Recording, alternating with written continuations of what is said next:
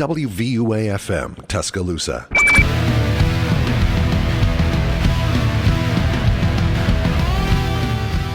What is up, Tuscaloosa, and welcome to the Student Section.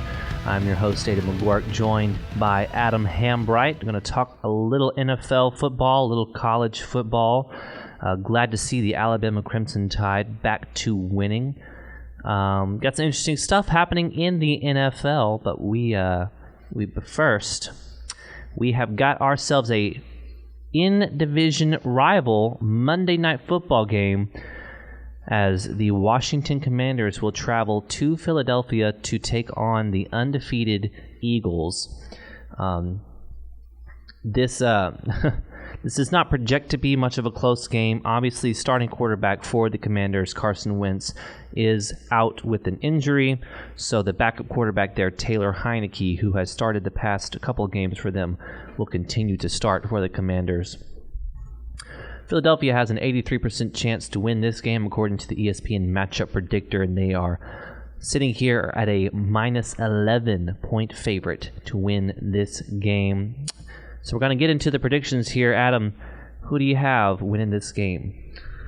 You know, I have to go with the Eagles in this one. I don't really see this being close. I know the spread's 11. I kind of expect it to be wider than that, especially with Wentz being out. Taylor Heineke, he is a good player. He's put up a lot of good performances for them. But, you know, the Eagles right now, they are the last undefeated team in the NFL. I don't know how much longer that's going to last, but I don't really see it ending tonight, especially with the way Jalen Hurts has been playing this year, almost an MVP caliber level of play that he's been having. So I have the Eagles winning this big. I can't even really give you what an actual score prediction, but I think it's going to be at least 2 touchdowns. Yes, Jalen Hurts with over 2,000 yards on the season, 12 touchdowns to just 2 interceptions, with a QBR of just under 63. So, you know, Alabama fans very familiar with Jalen Hurts and all the fantastic things that he is doing there. They have one of the better wide receiver tandems with A.J. Brown and Heisman Trophy winner Devontae Smith. Dallas Goedert, their tight end, is coming on strong lately. And their offensive line is one of the best at run blocking in the NFL. They have a phenomenal run attack. Miles Sanders there. Of course, Jalen Hurts, very capable of carrying the rock himself at the quarterback position. Now, the Commanders do have a very good defensive line, partly because they have signed just about every Alabama defensive lineman that's ever come through here. You know, the likes of Daron Payne, Fedarian Mathis, Jonathan Allen. So it'll be interesting to see how the Eagles' run game matches up against the Washington Commanders' defensive line. But I think that they have enough in the passing game that it should not make that much of a difference. I, too, have the Eagles winning, and I'm going to take plus the points there over 11. All right, so some interesting things happened in the NFL there in Indianapolis. As we talked about last week, Frank Reich out as the head coach of the Colts, and they are bringing in former All-Pro Super Bowl winning center Jeff Saturday to become the interim head coach for the Indianapolis Colts. Saturday took the Colts to Las Vegas this past week, Sunday, and left with the win 25-20 over Josh McDaniels' Raiders. Interestingly, he started Matt Ryan at quarterback. Now, for those of you who have been following, Matt Ryan was benched in favor of their backup quarterback, Sam Ehlinger, out of Texas. I think partly because Matt Ryan wasn't playing great, and because there is a massive injury guarantee on Matt Ryan's contract. So if he were to be injured, I think the Colts would end up having to pay him somewhere like $17 million guaranteed. I'm not entirely sure. Don't hold me to that, but I know it's a big number. So they start Matt Ryan here at the Colts, and they walk away with a win. And Jeff Saturday has said in his opening press conference that he is using this final stretch here. He's getting a head coaching job in the NFL. He's never been a head coach at the college or professional level. He has coached high school football. But he wants to use this as maybe a platform to kind of bolster his resume to potentially continue being a head coach in the NFL. So, Adam, do you see Jeff Saturday doing well enough this season as the interim head coach to maintain this position? Maintaining this position, I don't really know. I don't think so. I know he's a great, Colts, player. He played there for many years back when Peyton Manning, and even after Peyton Manning left, he was still the center there. He doesn't have a lot of coaching experience, which I can kind of understand. He has the history with the organization, why they would want to bring him in for an interim job. I don't really see the justification for just making him the head coach after, the last half of the season, unless he does amazingly well and he just proves everybody wrong, because there have been people that have criticized him even being the interim coach. I just think to be an NFL head coach, you need more experience than, say, half a season. So I understand a lot of these times it's, who what kind of connections you have, which will help him, but I don't see him being a head coach with the Colts next season. He might do well enough to get like a staff job. I don't know if he would go straight to a head coach, but maybe he could get a position coach or even a coordinator job if they really like him. But, there's a lot of job openings that will be opening up at other teams who might want to take a chance on him, or even at the college level. If there's somebody who thinks he did a good enough job at the Colts don't offer him that job, he could move down to college. I just don't see him being a head coach past, the last half of this NFL season. Yeah, it is interesting because I know for, Bill Cowher, who is obviously a former Steelers head coach, he's on CBS, said I think this past Sunday on CBS, that the Colts have offered him the offensive line coaching position several times in the past, and he has denied that position and denied that offer a few times. And now, obviously, this past season, he's been brought on as a paid consultant for the team. So he has worked with the team in a consultant role, and now he's being brought on as the head coach. So I agree. I do not believe that he'll be the head coach for the Colts long term. A lot of the criticism around this hire is that he does not have a lot of coaching experience, and there are guys on the staff who do have head coaching experience. Of course, Pat McAfee, one of the most famous and popular Colts players outside of Peyton Manning, as of the recent, 2 decades here it seems, has said on the show that he hosts the Pat McAfee show that those guys were there at the beginning of the season when the Colts sucked. And, they were also coaching and not doing a very good job, obviously, because the Colts weren't doing so great. So it makes sense, I think, to bring in someone else. And it seems like Jeff Saturday has galvanized this locker room, similar to what Carnell Williams has done at Auburn, which we might get into later into the show. Provided some energy, provided a spark. He loves that organization. He's a Colts player.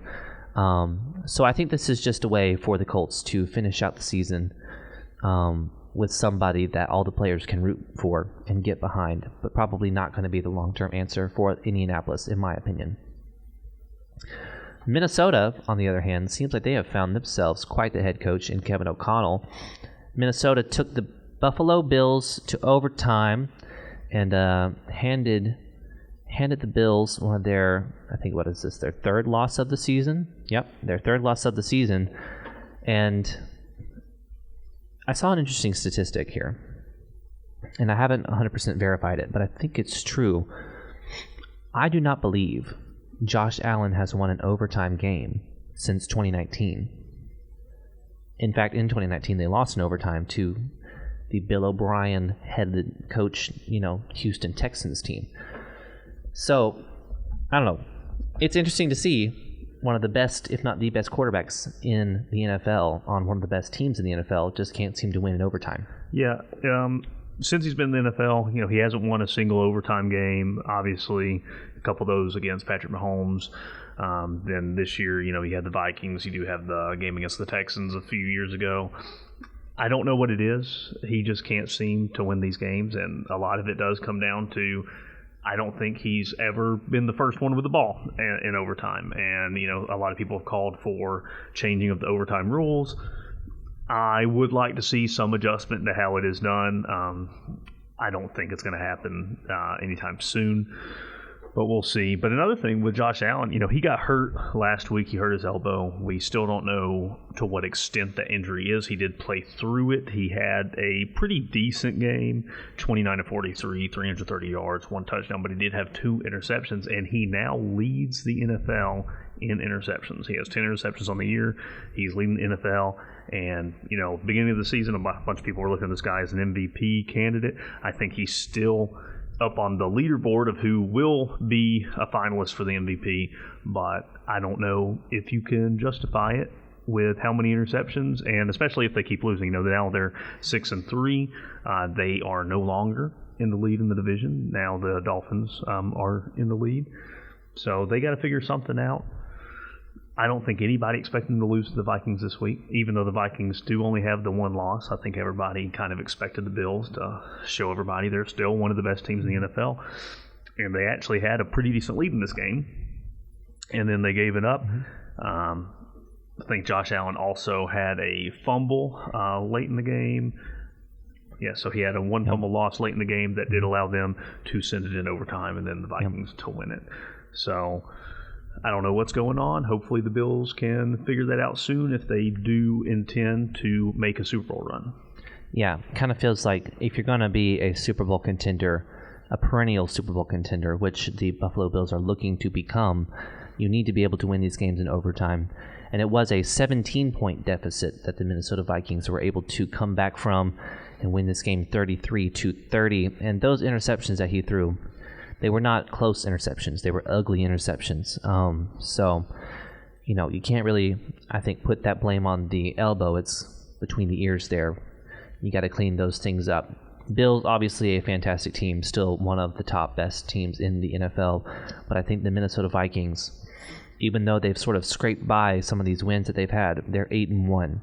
So they will be in the conversation for the NFC Championship game. I have a good feeling about them moving forward. And like you mentioned, the Miami Dolphins, they continue to win. Tua Tagovailoa has remained undefeated whenever he has started at the quarterback position. Of course, the Dolphins have 3 losses.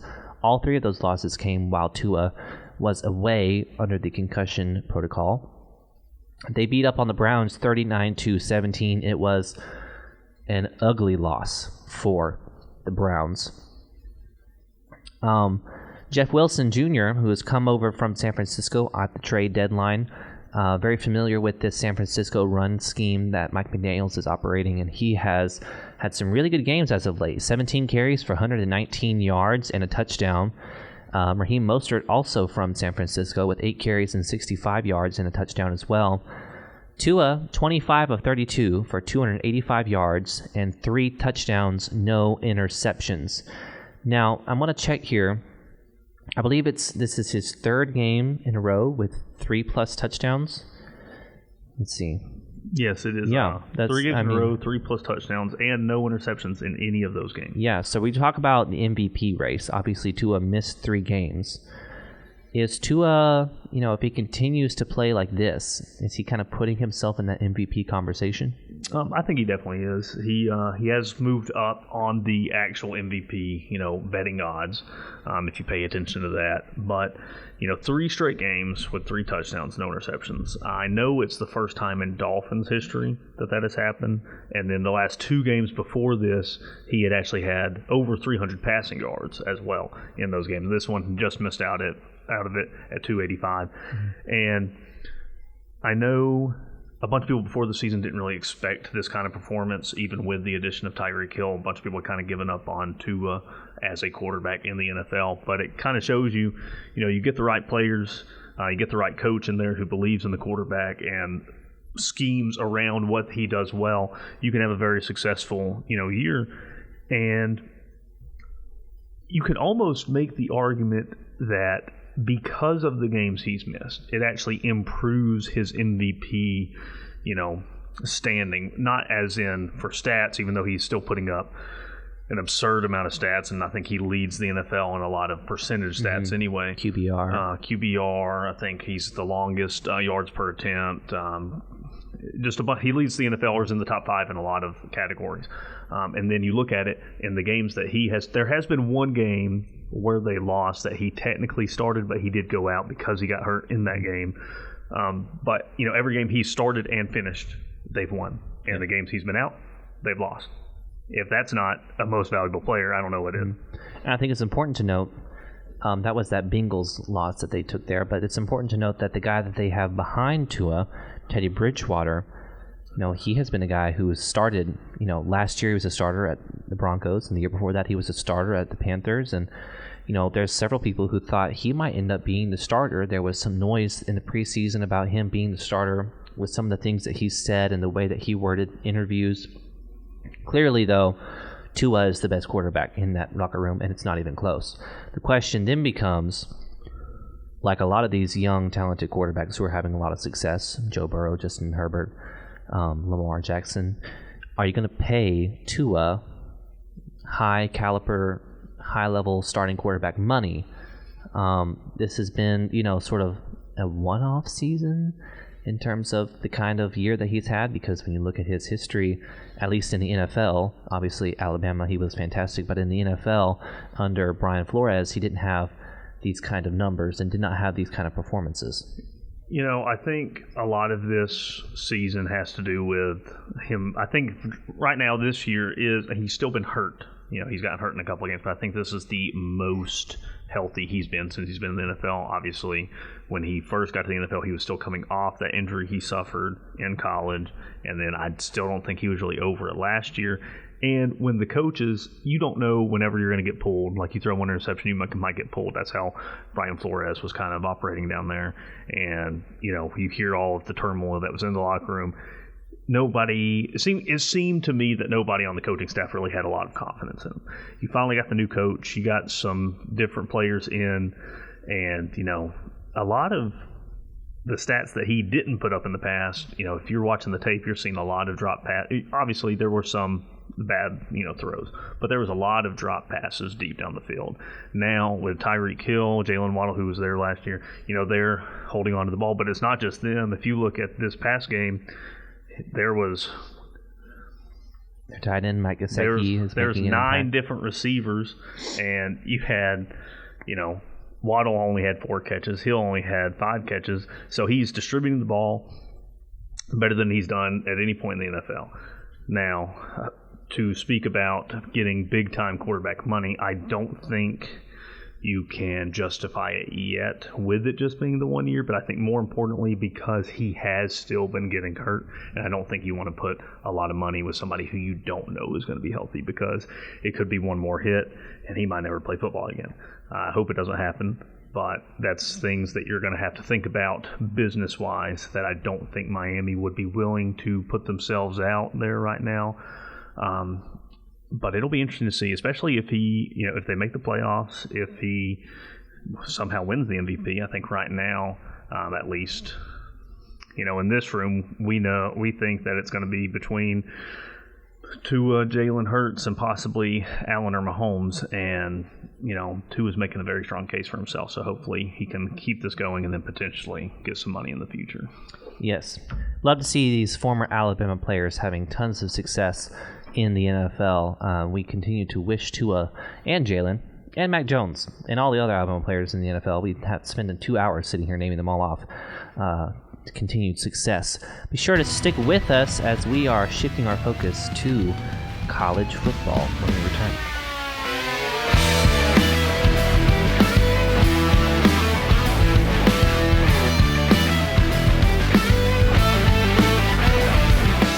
WVUA-FM, Tuscaloosa.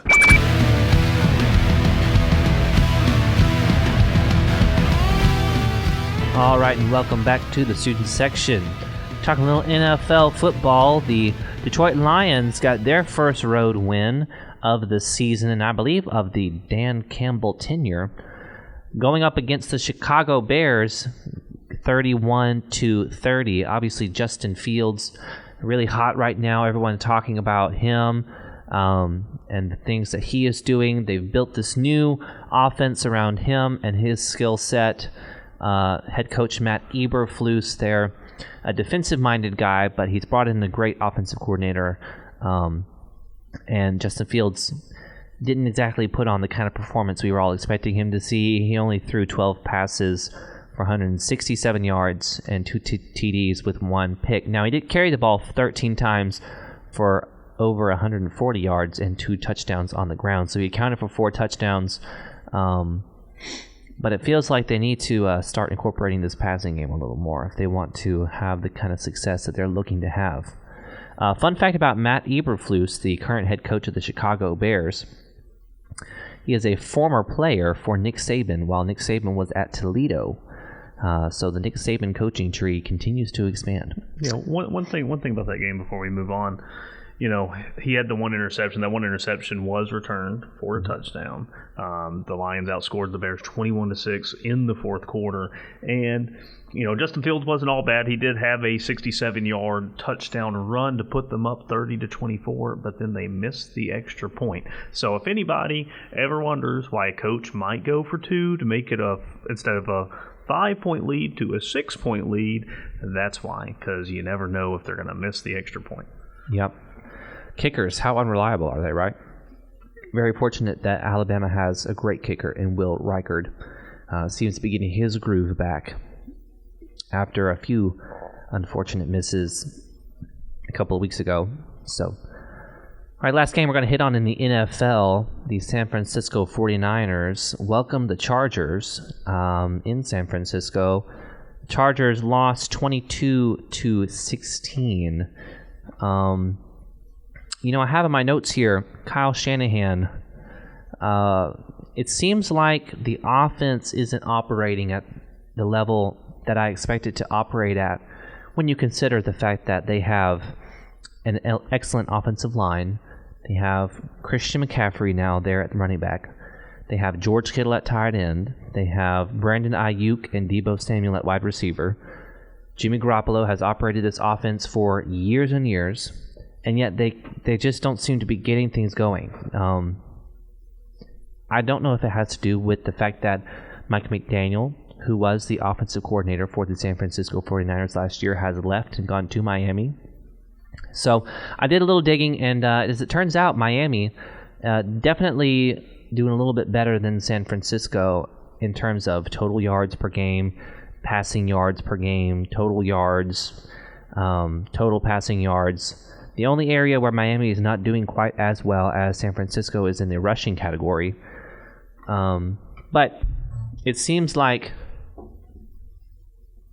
the San Francisco 49ers were hurt by not allowing Jimmy Garoppolo to practice with the team during the off-season and kind of ostracizing him to practice on his own. They bring him back as a backup quarterback.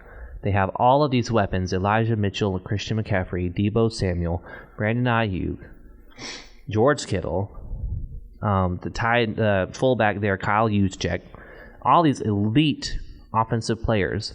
And they score, 22 points, and they have a 5-4 record, so they're barely over 500. Yeah, this game, very underwhelming performance by this offense that we kind of expect to be good. And I know, the head coach, he has a great history with his offenses, but, losing your offensive coordinator from last year is now the head coach at Miami. You can kind of see what they lost there. And they still, they added Christian McCaffrey, and his first game back, they did, extremely well, and I think we kind of expected that to continue on. And then this week, it was almost a dud from their offense. Now, it wasn't all bad. They did come away with the win. Jimmy Garoppolo, 19 of 28, 240 yards.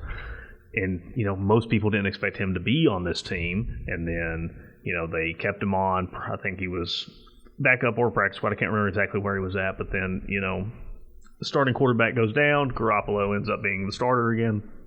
But I found this interesting stat because we always think about the NFL as being a quarterback-driven league. And if you want to win a Super Bowl, you have to have elite quarterback play. That's how it seems most years right now. And Jimmy Garoppolo, who has been to, one Super Bowl where he lost to Mahomes when they did have a pretty decent lead, there have been 12 games in his career, regular and postseason, where he has not thrown a touchdown pass. And his team is 10-2 in those 12 games. I just think that's very interesting with how quarterback-driven this league is now. It seems that when Jimmy Garoppolo doesn't throw touchdowns, the team does better than when he does throw touchdowns. Hey, listen, I'm not getting that deep in the water here, but man, yeah, I don't know. I just feel like this team, when you look at what they have, should be doing better. Should definitely be doing better than what they are, but there's. They are 5-4. They are getting kind of lucky with how down that division has been this year, especially with the Broncos and the Chargers, the Chiefs. Oh, I misspoke right there. They are in the NFC West. But with how down the NFC West has been. The Rams. With the Rams, the Seahawks. The Seahawks might win that division this year. The Cardinals being down. They're doing very well. The Chargers in the AFC West, they will still be alive in things with how down their division has been as well. Yeah. Chiefs will probably win that one. So, well, here's something else that I've, obviously, Sean Payton leaves and retires from the New Orleans Saints, right? He's currently an analyst at Fox, and I encourage anybody who follows football to research his interviews that he does weekly with Colin Cowherd on The Herd. They're very insightful because the man is a genius when it comes to coaching football. Obviously, Super Bowl head coach, future Hall of Famer, and he has been pretty public about the fact that he will end up being a head coach as early as next season back in the NFL. And I wanted to float this out there. The Chargers, obviously they're under Brandon Staley here. They have not made the playoffs the past 2 seasons with Justin Herbert as their quarterback. This season, they have not scored 35 points in a single game. The closest they scored 34 against the 1-win Houston Texans. They scored 10 against the Chargers. 19. They scored, 24, 10. It's just they've not had a great dominant performance here. I mean, even against the Broncos, they scored 19 points, right? And that was good enough for a win because the Broncos' offense is not great. But it just feels like when you have a guy like Justin Herbert, young, talented quarterback, and you got Austin Eckler, one of the better dual-threat running backs. Keenan Allen's been hurt, but he has kind of been back. You have Mike Williams, who is a excellent 50-50 wide receiver. I kind of expect more from this offense as well. So should the Chargers consider pursuing Sean Payton in the offseason? It definitely couldn't hurt to get somebody else in there who had, very good offenses when he was with the Saints, with Drew Brees, Michael Thomas, and all them. I don't know if they'll be able to. It kind of depends on Sean Payton, right? Is he holding out for one specific job that some people think that is what he expected to get already, or is he just wanting to go ahead and get back into football? If he just wants to get back into football, the Chargers, that is a great team to go to with the talent that they have and the ability that they have, because there should be no reason that the Chargers should not be scoring, at least 20 points a game with the players that you just mentioned. So if Sean Payton wants to come back, I think you at least have to call him and make him say no. Mm-hmm. If he wants another job, he can go take it. But if you want to be a successful, team, how about you go get one of the most successful recent coaches who currently doesn't have a job? Yeah. And, he's working for Fox Sports. They're located out there in L.A., and it seems like he's enjoying his time in L.A., but let's see. How about them Cowboys? If they let go of Mike McCarthy, we could see Sean Payton jump ship to Dallas. All right, we're going to move into the college football segment here. Alabama beat Ole Miss on the final play. Their defensive stand, obviously, if you're counting the kneels, then I guess that counts as a final play, but Brian Branch deflects a pass in the end zone. Alabama wins 30-24. want to talk about expectations for offense not being met, I think you have to include Alabama in that situation here. The offense has not been good since Tennessee. They scored, 30 against Mississippi State? Yep. Then obviously you had the bye week. You had, LSU right after that, yep, where, they still, scored 31, including the overtime. But for how good this offense was, in previous years and how it looked like it was at the start of the year, it seems like they just keep regressing as the season goes on. And what percentage of that is, Bryce's injury, because I still don't think he's 100% back, but he is still the one that is making these plays. I know in this past game we did have a lot of success on the ground with Jace McClellan, Roydell Williams. Jahmyr Gibbs was, they said he twisted his ankle, so he wasn't as much of a factor in this game. But how much of this is Bryce carrying this offense while being hurt, and how much is it inept play calling? And I believe most Alabama fans have already decided that it is Bill O'Brien, and some of us, including some notable media figures, do think that there will be huge changes in the Alabama coaching staff in the offseason. It'll be interesting to see how they go forward from here, because there are a lot of people who, I think could do a better job with the talent that Alabama does have on this offense. Yeah. I've said in previous episodes here on this show, but I've never been a person to call for the coaches to get fired. I do not believe Bill O'Brien will return as the offensive coordinator this offseason, partly because Bill O'Brien's in a lot of conversations to be a head coach elsewhere. So you could probably see him end up being a head coach. He has experience at Penn State, and Nebraska is open. Wisconsin is open, so he could end up back in the Big Ten. He could go to Big Ten. He could go back to the NFL. There are going to be some job openings there. There have already been a couple of openings, like the Colts that you mentioned earlier. There's also the Panthers, potentially the Chargers. So they want an offensive-minded coach. I don't think with his performance lately how likely that is. But, there's going to be even jobs in the SEC if he wanted to stay in the SEC. Yeah. There's obviously the opening at Auburn, which he hasn't really been mentioned for. It's mostly been Hugh Freeze and Lane Kiffin. The random Deion Sanders name thrown out there, which I did actually hear something today where they were talking about if Lane goes to Auburn, does Ole Miss then call Deion because Deion's already in Mississippi? I don't think he goes to Ole Miss, but that's just me. But yeah, Bill O'Brien, I do think he's going to get another job. I don't think he's going to be fired. Where it is, we'll see. There are a number of opportunities that will be open for him. Then it'll just be up to Nick Saban and how he thinks this offense should be in the future, because there are a couple of good people that have not panned out as head coaches that could potentially come back to Alabama to his coach rehab program, which has been more successful than it has not. So right. Yeah, ideally you would see Texas fire Steve Sarkisian and then he'd just come back and be our offensive coordinator for a third season. But obviously we don't wish anyone to get fired. I do not believe Bill O'Brien will be the offensive coordinator. And I honestly think it's probably going to be the end of the line for Pete Golding too. I think he's done as well. He might stay with the program. He might stay as a recruiter. If Nick Saban still wants to keep him on staff, he has been very successful at recruiting.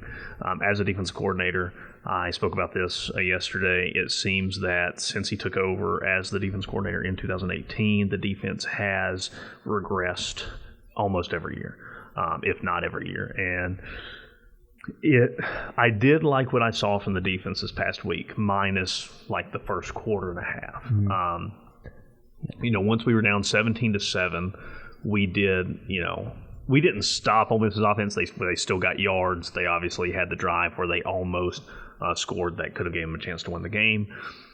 But the defense, they showed a lot of fight when they could have just rolled over with most of what they've wanted this season seemingly out of reach. Obviously, no SEC championship game. Probably not going to make the playoff unless they get a lot of help. So I liked how the defense fought. And then we wouldn't have given up a single point in the second half if it wasn't really for one huge face mask penalty from Dallas Turner, because that was the only possession that they scored a touchdown on, where it was 3rd and 16 and we gave them a first down. So I liked the fight from the defense, but I think overall, if you look at the whole body of work, I don't think he will be the defense coordinator next season. Yeah. We're going to continue talking about the Alabama Crimson Tide when we return here on the student section.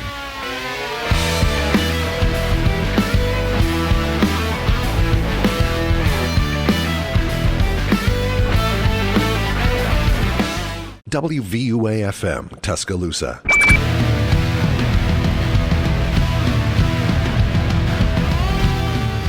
All right, welcome back to the student section. We were talking the Alabama Crimson Tide, trying to figure out what's going to happen with this coaching staff.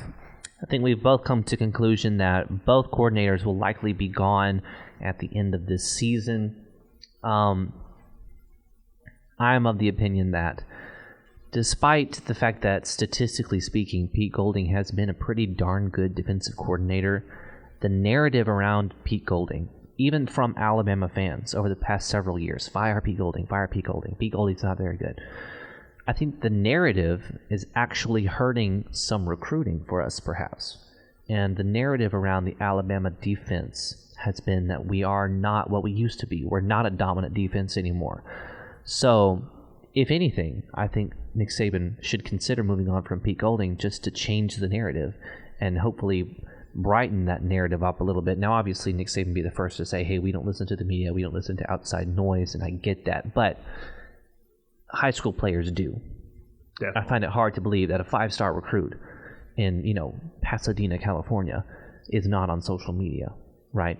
Alabama players in the building sometimes will let some of those things slip in the cracks there. Yeah, I mean, if you're thinking about, players today and, especially today because of how big sports media has gotten, Alabama's not recruiting Alabama anymore. I mean, we do recruit, very good players out of the state of Alabama, but we're recruiting nationally because we're trying to bring in the best players possible. And if Alabama's recruiting those players, everybody else is recruiting those players. Georgia's recruiting those players. And when you have a defense like Georgia and how they performed, and then you have a defense like Alabama still puts players in the NFL, but right now, I don't think anybody would say that Alabama's defense is as good as Georgia's. So if you have those two options, you're listening to the narratives of these defenses, I think you're going to lean more to Georgia. And, I do like that point that maybe move on just to kind of, show them that we are trying to evolve with our defense and get back to the standard that our defense should be held to. Yeah, and it was interesting here off the air. We were talking about some potential candidates that might end up filling those roles if these offensive coordinator and defensive coordinator guys were to leave.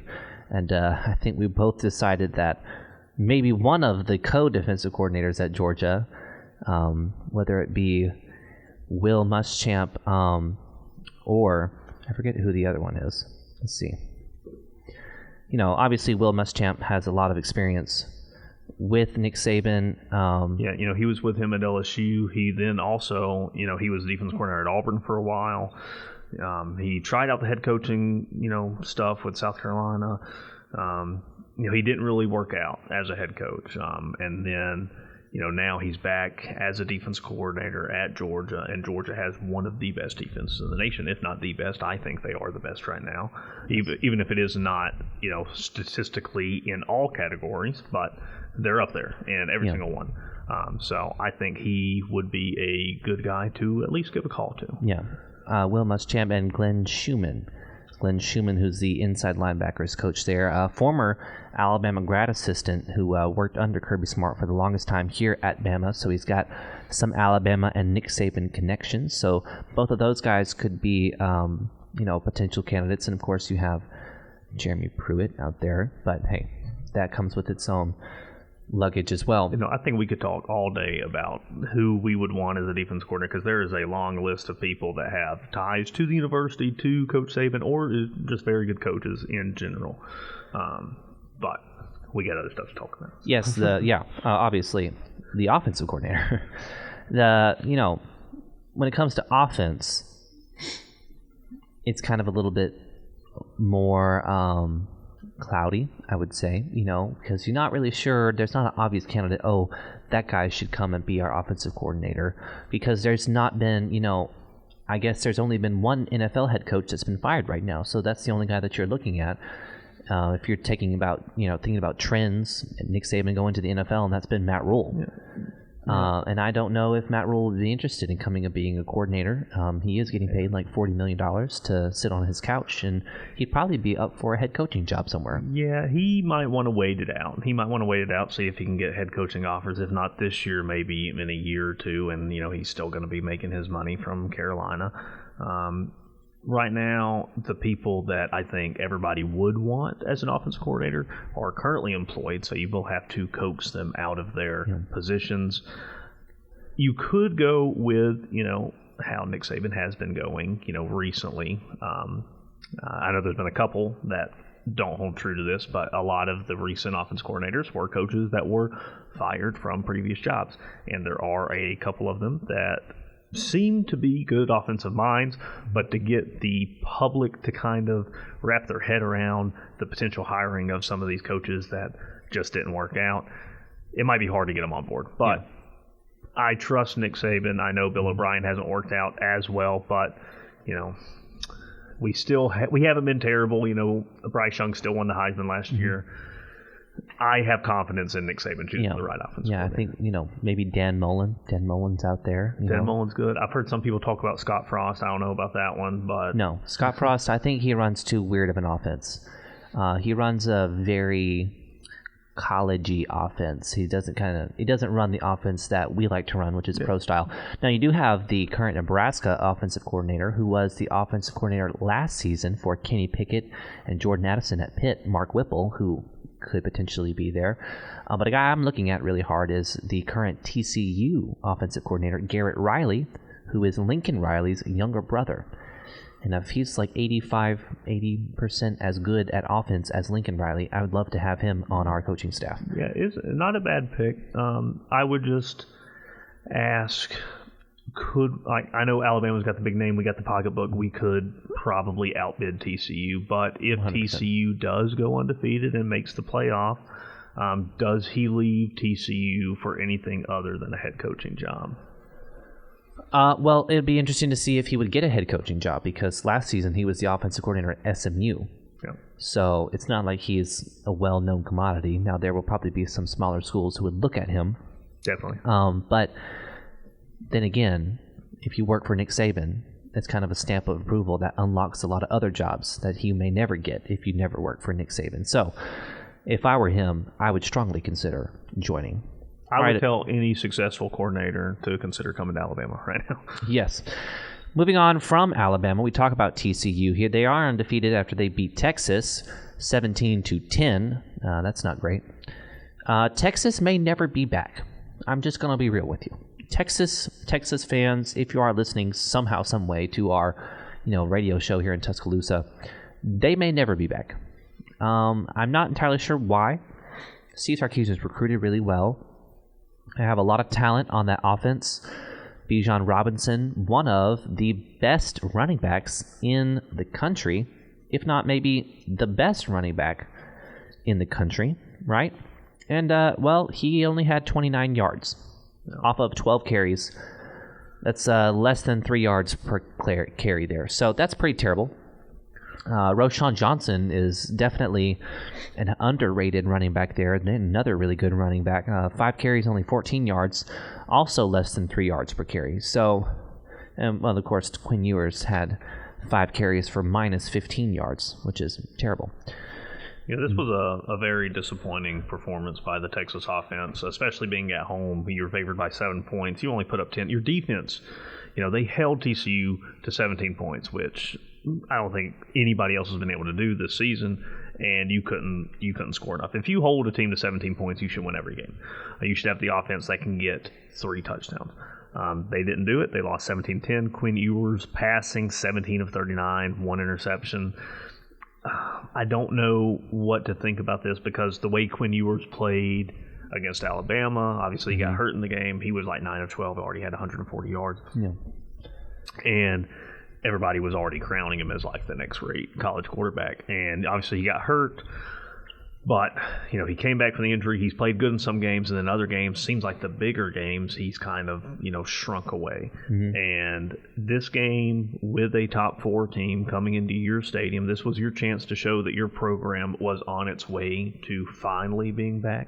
Not as in, oh, we won, now we're back, but show everybody that you're on your way there. And, in a year or two, you'll be back to being in the top 10 consistently. And I don't know what it is. They just can't seem to get it together. And, I think since Steve Sarkisian has been there, their home record is only 8-4, which isn't, terrible. It's a winning record, but if you want to be an elite program, you need to have home field advantage that you can count on. And when you're only putting up 10 points at home, it's not going to work out. Yeah, Steve Sarkisian, Alabama fans know how great he is at offense, and 10 points in an entire quarter when you have the talent of Quinn Ewers and the talent of Bijan Robinson and the talent of Xavier Worthy, it's pretty disappointing to think of. So TCU Horned Frogs remain undefeated. They are 10-0 right now, looking to potentially become an undefeated Pac-12 championship contender. So if that were to happen, if they were to go undefeated and win the Pac-12, TCU would 100% make it to the college football playoff in Sonny Dykes' first year as their head coach.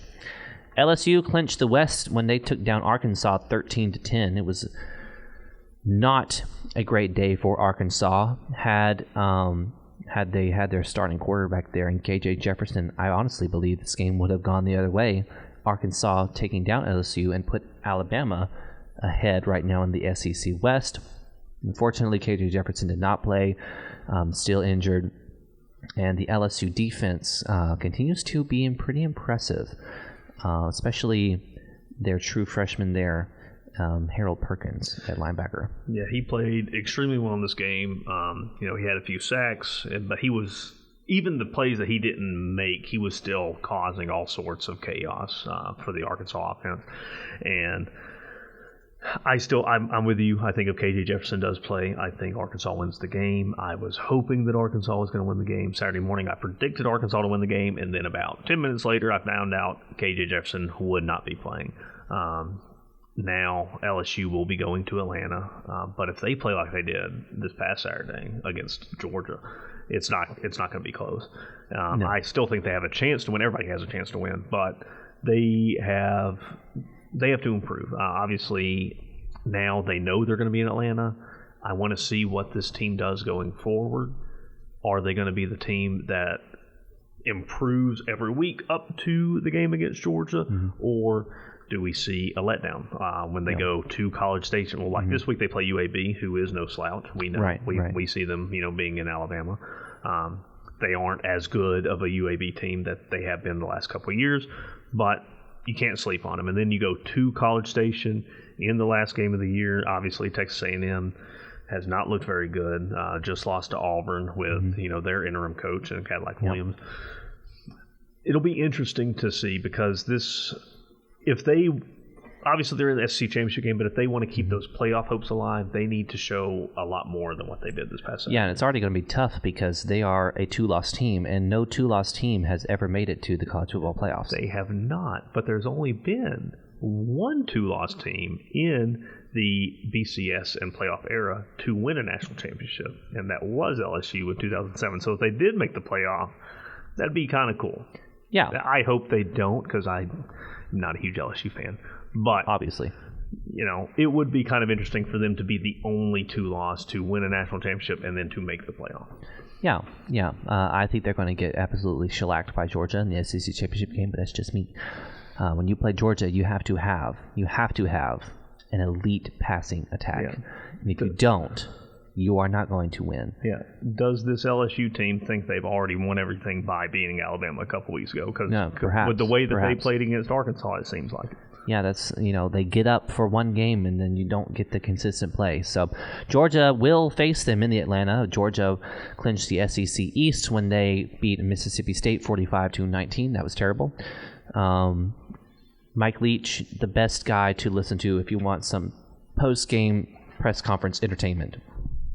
Vanderbilt beat Kentucky 24-21. That's right, Vanderbilt beat Kentucky.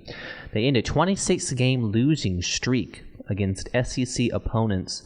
I like what Clark Lee is doing there. I don't know if he's ever going to get Vanderbilt to where they were under James Franklin, but it seems like he's doing a lot better there than some of the previous head coaches that they've had. Kentucky is not very good this year. Kind of expected them to be decent. They're not very good this year. Will Levis, I know a lot of people are projecting him to be a top 10 quarterback draft pick, maybe even the first quarterback taken in the NFL draft. Will Levis did not look good at all in this game, completing only 11 passes for 109 yards and 1 interception, no touchdowns. Yeah, and with Vanderbilt, back to Vanderbilt for a little bit, he might get this program to just good enough. If he can get back to bowl eligibility, which I don't know if it'll happen this year, has 2 games. One looks winnable, the other one not so much, but anything can happen in college football. They have Florida this week, an 11 a.m. kickoff in Nashville. They can win that one with the way Florida's played some of these games. But then their last game of the season is Tennessee. I don't think anybody will be picking Vanderbilt to win that game. Anything can happen in college football. I don't think it'll happen, but if they can beat Florida, they'll be 1 win away from bowl eligibility.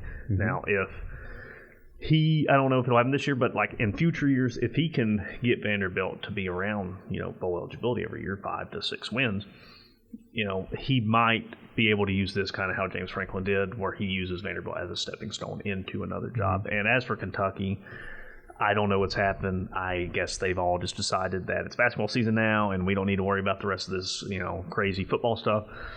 But very disappointing. I think at the beginning of the year, I think we all kind of expected them to be the second team in the SEC East. Obviously, Tennessee kind of came out of nowhere.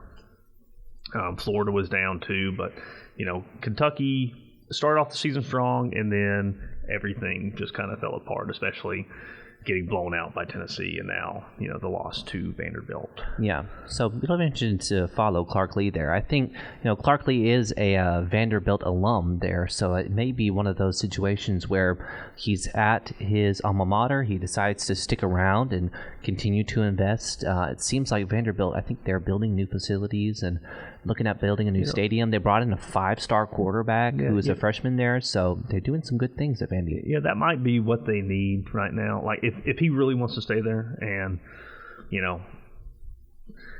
when you're at your alma mater, that's... for some people, that's all they want. And if he wants that can put a sense of stability in Vanderbilt that they haven't had, because most coaches either come there to move on or they don't work out and they get fired. Right. So if he can keep them going like this, maybe players start seeing the stability and then come in. Maybe you have a semi, at least a respectable Vanderbilt program. If you're the head coach of Vanderbilt, you are recruiting players who are considering places like Notre Dame.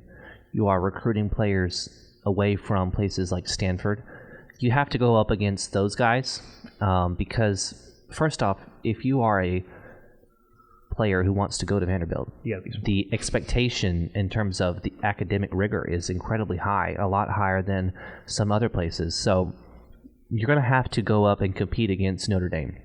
You're going to have to go up and compete against Stanford. Now, Clark Lee was the Notre Dame defensive coordinator 2 years ago, so hey, he knows how to get that done. Let's see, Oregon, they fell to Washington in Oregon, 37-34. I'm not sure what the heck is going on there. I thought Oregon was a phenomenal team and probably was going to end up going, running the table here and winning the Pac-12 championship. And UCLA fell to Arizona 34-28 at the Rose Bowl. The Pac-12 just cannibalizes each other. They keep shooting themselves in the foot. Both of those teams had one loss and look like they might be able to get into the playoffs. And they lose to Washington and Arizona. So the Pac-12's down to one team that could make the playoffs here with USC. Yeah, it's very difficult with the 2-loss Pac-12 team because the committee's kind of already showed you what they think of the Pac-12 by having them so low to begin with, Oregon being the highest ranked team until this loss. I was watching the game. I thought Oregon was going to win the game the whole time. And then Bo Nix got hurt. Not for long. He was only out for one series, but that one series is what cost them the game. They were not able to get a first down. The coach decided we've been able to run all over them. They had two running backs with over 100 yards rushing. Bo Nix also had 59 yards rushing. They decided they were going to go for it on a 4th and 1 in their own territory. They don't make it. Washington kicks the field goal. Bo Nix was not able to have his Heisman moment and lead them down the field to score.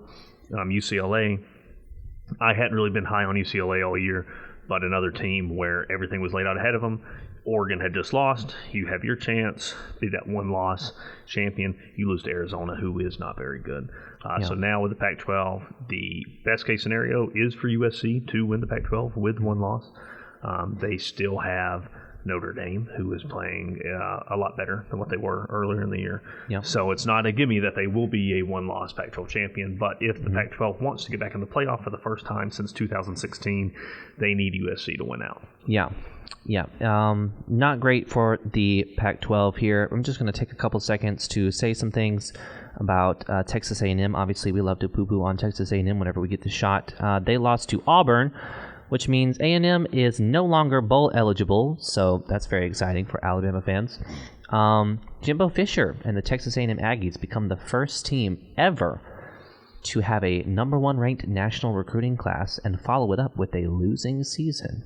So, Jimbo Fisher out there breaking records. Good job. All right, quick rundown of the AP poll before we sign off here. Number 1, Georgia, obviously. Number 2, Ohio State. Number 3, Michigan. Number 4, TCU. Round out the top 4. You have 5, Tennessee. 6, LSU. 7, USC. So they're sitting right there, kind of outside looking in. If they continue to win out, they might make it in. Number 8, Alabama, up 2 spots. Number 9, Clemson, up 3 spots. They are not the 9th team in the country, but hey, it's whatever. Utah at number 10. Penn State at number 11. Oregon falls 6 spots to 12. North Carolina at 13. They're 9-1. So we could see potentially a one-loss ACC championship winner at North Carolina maybe make the playoffs. I don't know, perhaps. I don't think it'll happen, but I'm rooting for them. Yeah. 14, Ole Miss. 15, Washington. 16, UCLA, falling 7 spots. 17 is UCF and Gus Malzahn, Auburn. Hey, what the heck did you do there? Good job. Yep, fantastic. Notre Dame, 18, 19, Kansas State. They put up a fantastic performance against Baylor this past Saturday. 20 is Florida State. 21, Tulane. 22, Cincinnati. 23 is Jeremy Chadwell's Coastal Carolina. He's a guy who may end up with the head coaching job at Auburn.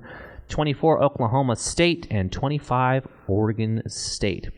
All right, I've been Aidan McGuirk, joined by Adam Hambright. Excuse me. Thank you for tuning in to the student section. Be sure to check us out at WVUA90.7.com.